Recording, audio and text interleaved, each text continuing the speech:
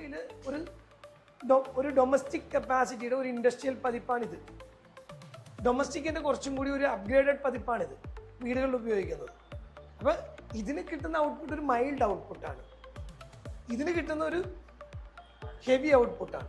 അപ്പോൾ എക്സാമ്പിൾ നമുക്ക് ഒരു 10 വയസ്സുള്ള ഒരു പയ്യനെ കൊണ്ട് ലോഡ് എടുപ്പിക്കുന്നതും ഒരു 30-35 വയസ്സുള്ള ഒരു ആരോഗ്യവാനായിട്ടുള്ള ഒരാൾ ലോഡ് എടുക്കുന്നതും പോലത്തെ സെയിം എഫക്റ്റ് തന്നെയാണ് ഇത് തമ്മിൽ. ഇവനെ കണ്ടിന്യൂസ് നമ്മൾ 10 വയസ്സുള്ളവനെ ഇവൻ പണിയെടുക്കണ പോലെ പണിയെടുപ്പിച്ചാൽ എന്താ സംഭവിക്കുന്നത്? അപ്പോൾ ഒരു 10 വയസ്സുള്ള ഒരാളെ കൊണ്ട് പണിയെടുപ്പിക്കുന്നതും ഈ പറഞ്ഞ 30 വയസ്സുള്ള ഒരാൾ കൊണ്ട് പണിയെടുപ്പിക്കുന്നതും തമ്മിൽ എന്ത് പറ്റി?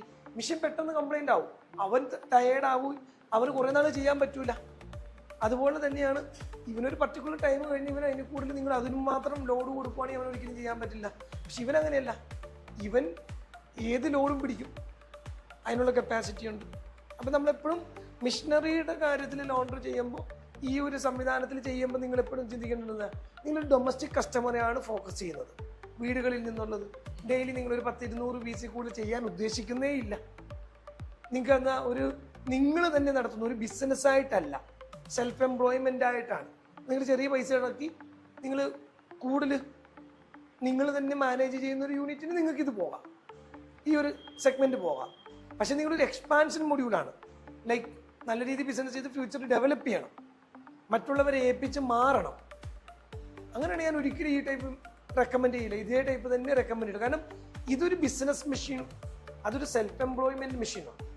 സെൽഫ് എംപ്ലോയ്മെൻറ്റ് മെഷീൻ എന്ന് പറഞ്ഞാൽ അതിൽ ഞാൻ നേരത്തെ ഇന്നലെ പറഞ്ഞ പോലെ നിങ്ങൾ തന്നെ പണിയെടുത്തു. അപ്പോൾ നിങ്ങളതിനെ വളരെ കെയർഫുള്ളായിട്ട് നോക്കും. ദെൻ നിങ്ങൾ തന്നെ ഈ മെഷീനിൽ പണിയെടുത്തു, നിങ്ങൾ ഇതിനെയും കെയർഫുള്ളായിട്ട് നോക്കും. അപ്പോൾ ഇവിടെ നിങ്ങൾ നോക്കുന്ന നിങ്ങൾ ഉപയോഗിക്കുന്ന ഒരു വണ്ടി, നിങ്ങൾ ഉപയോഗിക്കുന്ന വീട് സെയിം സിസ്റ്റമാണത്. ഇത് നിങ്ങൾ ആൾ മാറി ഉപയോഗിച്ചെന്ന് വെച്ചു, മറ്റേവൻ വന്നിട്ട് നേരെ വന്നിട്ട് അങ്ങനെയൊക്കെ കൊടുത്താൽ ഇങ്ങനെയൊക്കെ അടച്ചിട്ട് അങ്ങോട്ട് പോകും. 10-20 പ്രാവശ്യം ഇങ്ങനെയൊക്കെ അടയ്ക്കും, ഇങ്ങനെയൊക്കെ അടച്ചിട്ട് അങ്ങോട്ട് പോകും.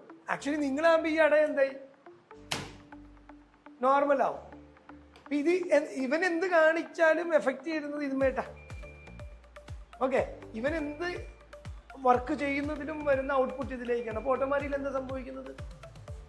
നിങ്ങളുടെ ഡ്യൂറേഷൻ കുറഞ്ഞു, നിങ്ങളുടെ ഡ്യൂറേഷൻ കുറയും. നേരെ മറിച്ച് ഇവന് ഇതേ സാധനം വന്ന് ഇവന് ഇതേ അടപ്പ് ഇതുമേട്ടൊക്കെ അടിച്ച് കഴിഞ്ഞാൽ അവൻ്റെ കൈ പോകും.